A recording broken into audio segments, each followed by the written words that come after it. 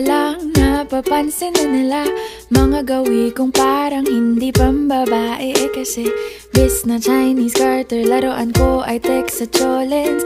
Tapos kajamin ko lagi noon mga sigang lalaki sa amin. Nung ako'y mag-high school ay napabarkada sa mga bay. Curious na babae na ang hanap din ay babae. Sa halip na makeup kit, bit-bit ko ay gitara. Tapos pormahan ko lagi ay long sleeves na t-shirt at faded na lonta.